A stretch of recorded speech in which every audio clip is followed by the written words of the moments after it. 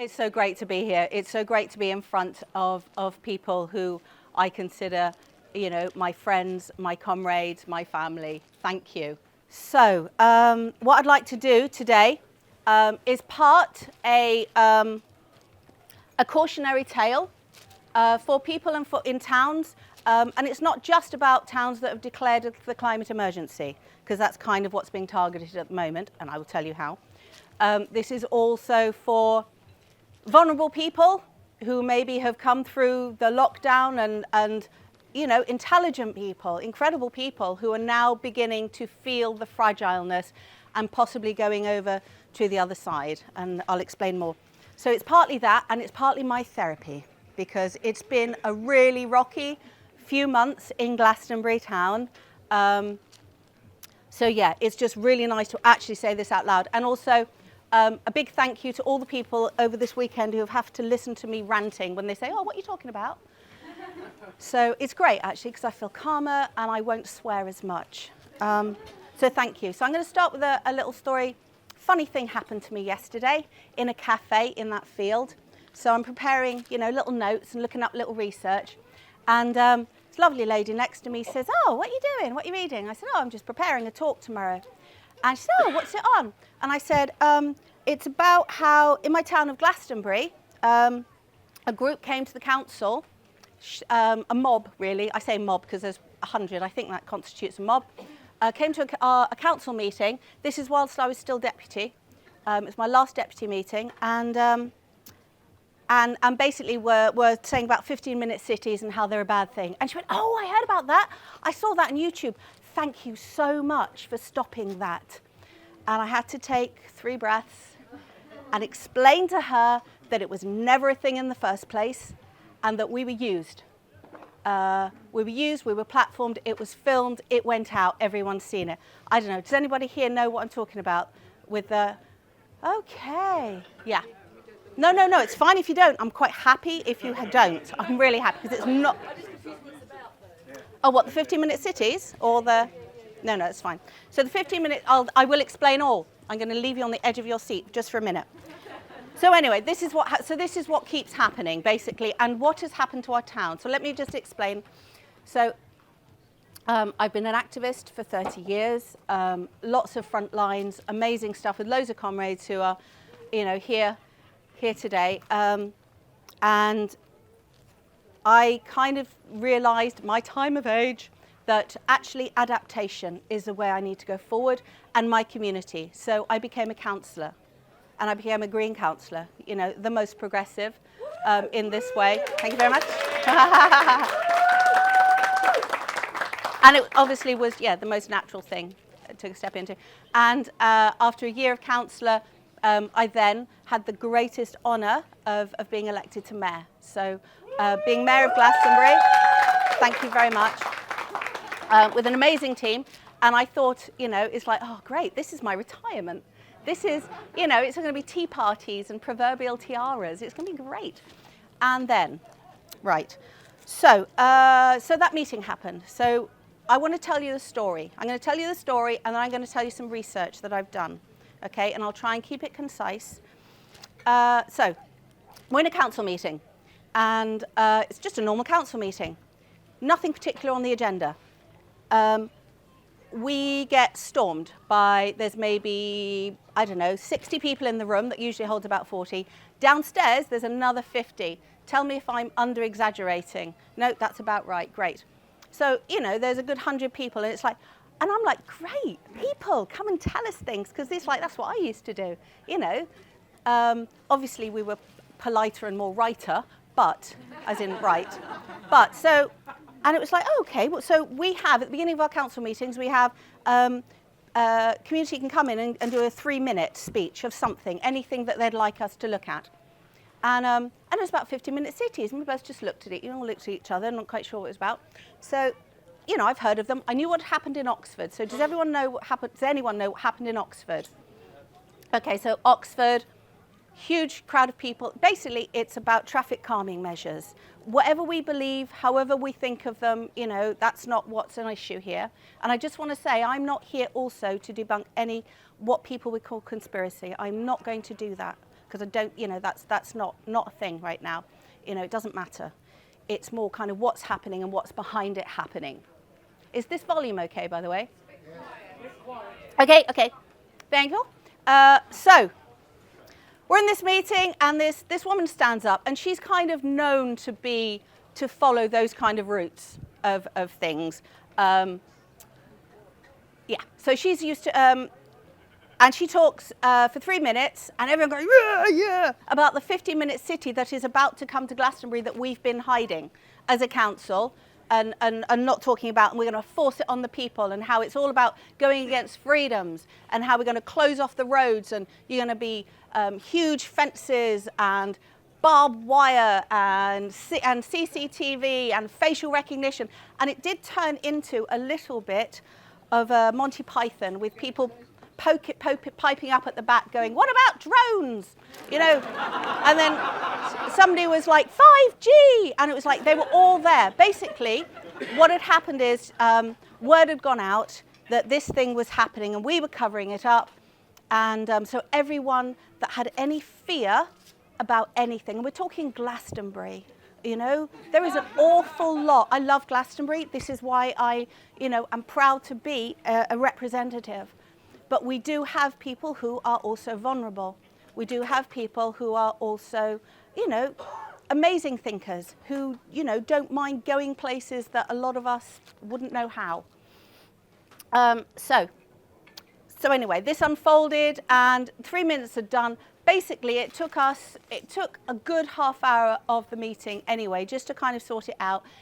And there was a little reply. It's like we all just went, we're not doing it. There's been no such thing. I don't know if you... So 15-minute city, very briefly, for those that don't know, it's where in cities, the clue's in the title, in cities where congestion and pollution, and it's not safe for children to play, and all our cities have been taken up by cars.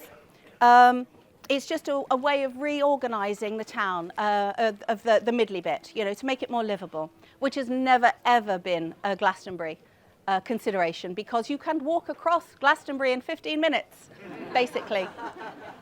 So yes, this woman had whipped up our community, basically. Everything they were afraid about came, and we said there is nothing. There happened to be some planters. So during lockdown, there was some money for trees. Obviously, all separation, so people couldn't do anything.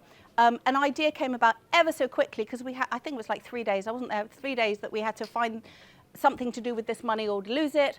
So it's like, well, we can't plant trees, so let's put them in planters. So when it comes to it, anyway, this was a Spinal Tap moment, where the measurements came in, and they were, oh yeah, that looks great.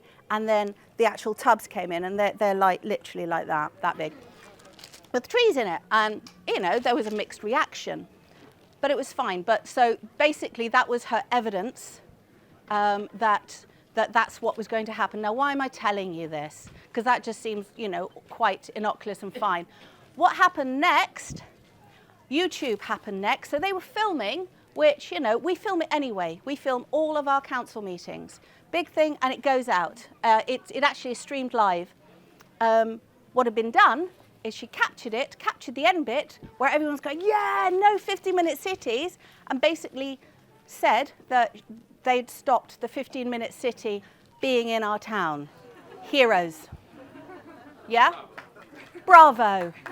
Thank you. And so it's like, oh gosh, that was a bit weird. So this person who put it out, untrustworthy. UK Column. I don't know if anyone heard of UK Column. It's a media outlet which is actually yeah, thank you. Yeah, that one. But on the internet it says so under media bias fact check, which is actually a thing and they're independent. It's rated strong right-wing biased conspiracy website, frequently promotes false and misleading info, uses inciting language. So this is her platform, okay? And I'm not just going to... UK Column. Now, they sometimes do stuff which is, just normal and freedom and all this, but sometimes they go. So I'm not, it's yeah. Anyway, it's the rising of these things that I would like people, this is a cautionary tale bit, okay, because it's coming to a town near you. What happened next? What happened next? So what happened next was, so they asked us, so how we, not placated them, but so it's like, okay, let's go forward with this, because 100 people in our council, you know, and we had to get on and actually talk about, you know, drains and other town financy type stuff, exciting. So what happened next is, so our lovely mayor at the time suggested, I suggested a People's Assembly, which, oh no, that's, what is it? I can't remember what their word is, but it's something communism. It's communism, that is. Fine. So they suggested, a meeting was suggested. So as far as we know, at that point, it was about 15-minute cities, nothing to do with us really. So the councillors were kind of like nonplussed. Well, there's no point us talking about it. But she also brought in a wedge from off the website, government website, about net zero. So this was the real thing that's coming in, okay, is the net zero. And she was going on about net zero and how it's, you know, bad for the economy, which was where she was coming from. And the rest of them, because it's against our freedoms. Freedom to drive and freedom to fly were one of the human rights that they were citing. This is my therapy bit. Yeah, not free to breathe. So it's a class thing. So what happened next? So yes, so they planned a meeting in the town hall. Fine, you know, we've had all sorts in our town hall. And they asked us to, and they called it, after about 3 months, they called it the Great Net Zero Debate. So nothing about 15-minute cities all of a sudden, although it had totally gone round, and everyone was like, yeah, we're winning. It'd gone round about, you know, the 15-minute cities. So there was an emboldening that was happening. There was a, oh, hello.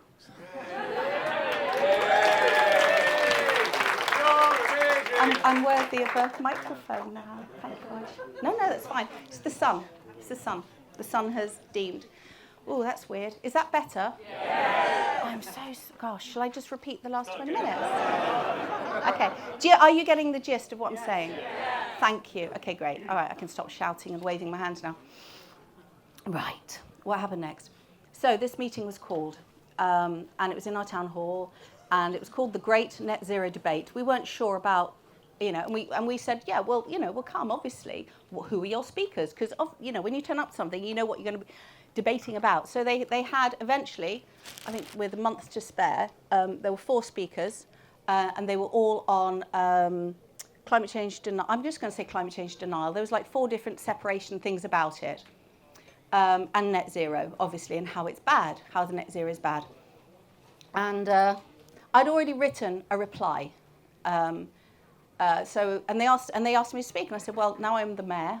You are asking me to say what the council is up to. That's kind of my job. That's what I do. Tick. So I prepared, and I said, right, how long have I got? 20 minutes. I have 20 minutes. This is a 4-hour talky thing. So I talk at the beginning, and I talk about all the amazing things that our council are doing, you know, adaptation.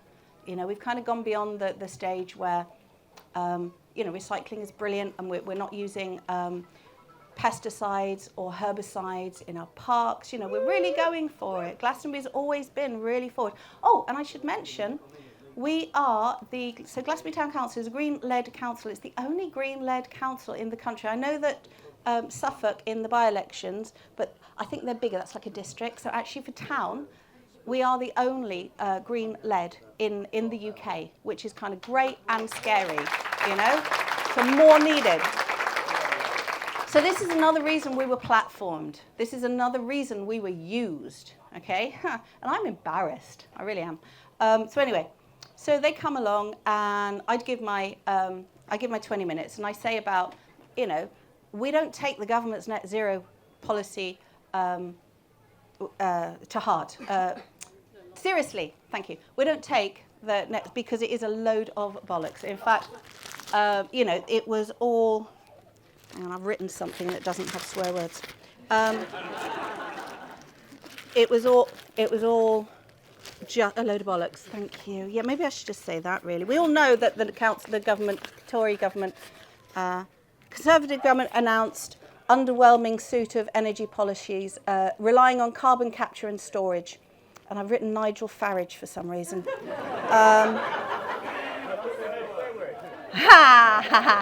Yeah, 6.5 million to the Reform UK referendum on net zero. Anyway, that's a taster. That's a beginner for what was to come. Okay, so I'm talking about how, we're not taking net zero. How 15-minute cities, yeah, they are pretty unfair actually to people who have old cars. So poor people who can't afford lovely shiny electric cars. So no, it is a bit of a shit idea. That the concept is good, needs working on. If the Greens or more progressive are in, we could come up with something far better, far cheaper, far easier transition. But hey. So anyway, and I explain what the council has been up to, and I give it 20 minutes, and I'm heckled to buggery, which was fine, and I was expecting. And I was wondering, actually, and sorry, this is a bit of the counselling coming in as well. I was wondering, why am I feeling so... What am I feeling here? Before, and when they stormed us, it's like, I'm great. It's great that people are sticking up and talking, stuff. And it was because out of that mob were people I grew up with, were my elders, and people who are now probably, some of them in their 70s, 80s, and they're vulnerable. And they're, I'm not even going to go into the Holocaust denying type stuff that's coming out as well, but that's enough and I'll leave it there. So yeah, this is my community, and I'm feeling really sad and hurt, because it's like I've been off for 30 years, doing shit. And they know it, and they know what I'm doing. They've always supported me, and I come back and there's this thing happening in my town. Oh, thank you, Rupert. Well, that's nice therapy, thank you. Well done for doing this. He's my family too. So yeah, that's where it was coming from. So this happens, they talk, all the council are there in the back writing notes. It's like, oh God, and another thing. And they do this. Anyway, it's being filmed. So they're filming it, UK Column. So UK Column is this woman's platform, okay? And it goes out, it goes worldwide. And it's like, they're championing the fact that our first meeting, our supposed 15-minute city full council meeting victory, you look at the YouTube and it's, I don't know, it's like hundreds of thousands of people have seen it, and people come up to me congratulating us in making the right decision. And so what I'm saying is, it was contrived. This whole thing was contrived, okay? So in that audience of, in Glastonbury, it was full house, like 200 people, you can fit in the town hall. I would say 1/3 were Glastonbury residents, okay? It was pitched as the great net zero debate. There wasn't a debate, there was a few questions and answers at the end. I decided not to take part in the questions and answers. I'd done my bit because it wasn't a debate, and I'm not going to back up the fact, because all they needed was a couple of screenshots of me on this, Anyway, I will draw your attention to the closing lines of this woman that's been spouting. And this is to an audience, I found out later, of the people in Oxford who were storming the streets with people like Lawrence Fox, Piers Corbyn, Katie Hopkins. Anyone? Katie Hopkins? That's because you're simple. So anyway, so the closing speech was from her, which was like, what just happened? So UK Column are filming all of it, okay? And right at the end, it's like, and everyone's giving it like a cheer, like it's some kind of football match that's just happened. It's like, this is really over the top, what's going on? So bearing in mind, most of the audience are not from there. Most of the audience are from other places that have done this, like Oxford, like Stroud, okay? Stroud? Yeah, Stroud, and also Totnes, I think, has also. These are all places where there's, an alternative, and yeah, targeted. So her closing speech was, thank you Glastonbury, thank you Glastonbury Council for entering into this debate with us. You too can do this, straight to camera, you too can do this in your town. You can challenge the climate emergency that has been forced upon you undemocratically. Yeah, and that went out on UK Column, and we were just, yeah, we just had to watch it happen. Now, I think, obviously, thank you. I think, obviously, people are going to come in. I wasn't there to try and preach to people that climate change is real and that things are going to happen and feedback loops and how, seas are going to rise or, crops are going to be. I'm just literally getting on with the work. My councillor is just getting on with the work, okay, of adaptation and making our community safe. It doesn't cost any more money than would have been. But this message is now going out. Glastonbury is a name. People know Glastonbury. People all around the world, Glastonbury. So it's like, oh, Glastonbury. Yeah, I know Glastonbury. Oh, they're doing this. That's great. So they're using, yeah? Do you get the enormity? Thank you. Because it's just been like, and thank you to everyone I've been ranting at for this weekend when they asked me what the speech is about. I'm a lot calmer now. So I very quickly then, so that's the story of what happened. There may be other bits that, but I think you get the gist. So I've spent so this was only a couple months ago, I suppose. So I've been spending time, and they've been back since, by the way. They have been back since. So that, they're emboldening. Every now and then they'll come into the council and do a thing and then run away. So I've been looking up things, as you do. And I know you all know this, okay? But it's just really great to kind of see this. So what is funding this? What is behind this? And this is kind of what I'm, because I know that people, especially after lockdown, there's a lot of vulnerability. There's a lot of people looking for answers. A lot of people don't want to believe this is man-made. A lot of people don't want to, the destruction. It's like, yeah, it's them up there, they're faceless, which, hey, it might be, but we still got to get on with it. So I've already said I mentioned the F word. Farage. Right, done that. Okay, so some of their leaflets and some of what they call it, where they were from. So they were quoting things from the Net Zero Scrutiny Group. So there's various groups, and if you follow the money, they are all pretty much come down to conservative think tank. Okay, there's quite a few of them, and this one of them actually is a charitable charity, which then the arm is actually a lobbying arm, and it lobbies, and the money has come from, surprise, surprise, fuel industry, aviation, Brexit backing group, European research group, who champion the free market and Institute of Economic Affairs. So a lot of this is coming from, and this is the backing. When you look at some of the leaflets where they say, I've done my research, this is where it's coming from.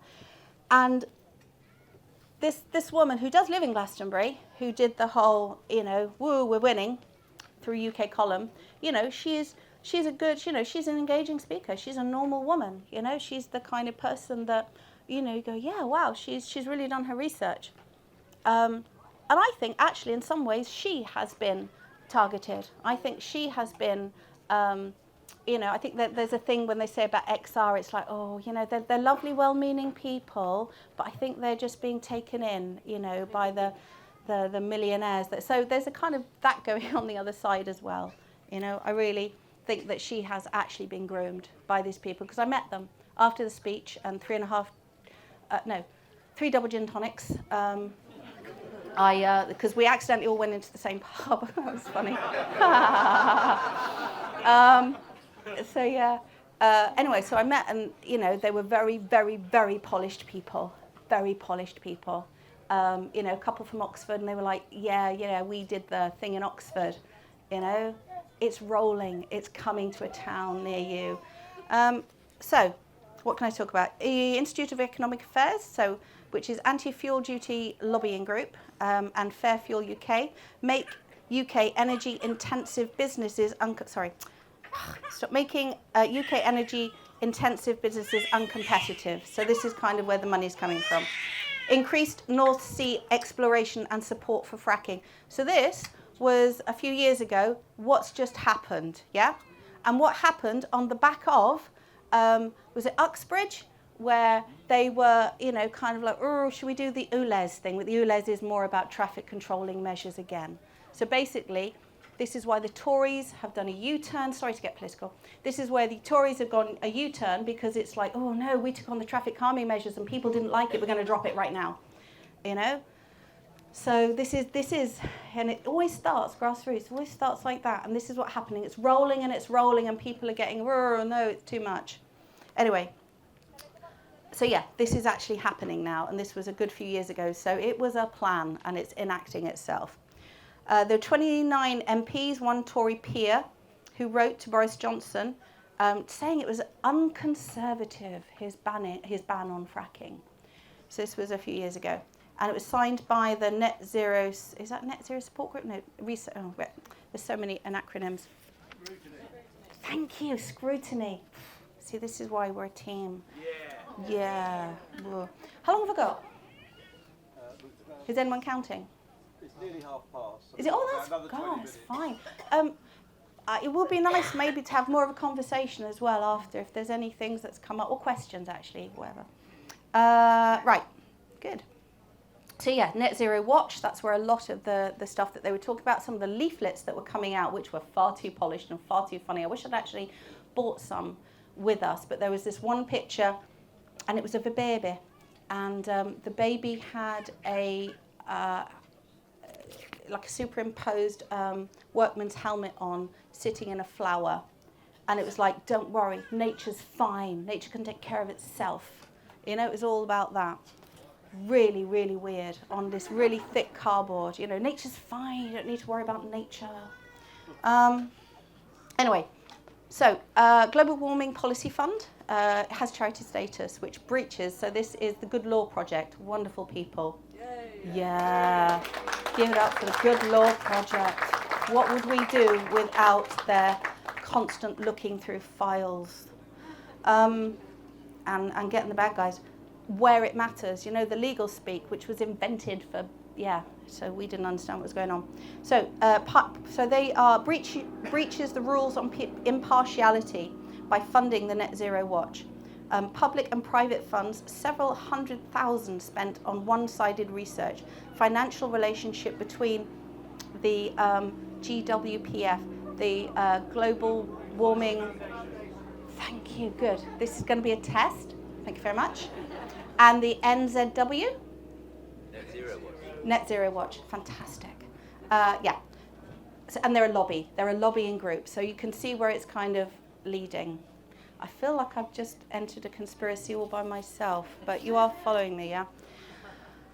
Okay, Conservative Party received 3.5 million donations linked to climate denial, fossil fuels, high pollution industries. That includes the HS2 people here and the anti-Rose people, the construction industry, the only industry to actually be fully functioning, in fact, over fricking functioning during lockdown, and like going for it. No, you know, all gloves off, all the protections, any nature protection, bam, through it.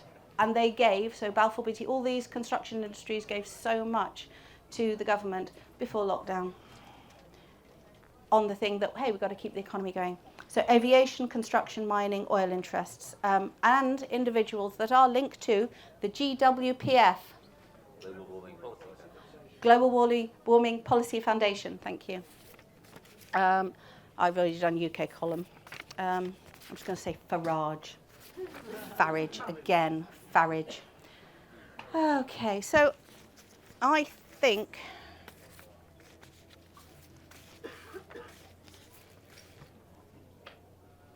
Yep, done that one. Yeah. I just wanted to kind of name the groups and the links and the money and where it comes from. You can look these all up yourself. They're real. They've been going a while. Nigel Lawson, yeah. So it all kind of came out of that. Yeah, another swearing. Sorry. So this all has come out of, back in the day. Even though ExxonMobil knew that, you know, climate change is real and oh my God, they're going to contribute it, but we'll just put it there. You know, it's kind of started way back where they knew where this trajectory was going, and they are hunting deep down everything they can right now. And these, people that came to Glastonbury are a way to just make it all go away. Conservative Party released, and we've done that one. I think okay, good. So, I'm putting that down. Oh, thank you. Thank you. I feel better.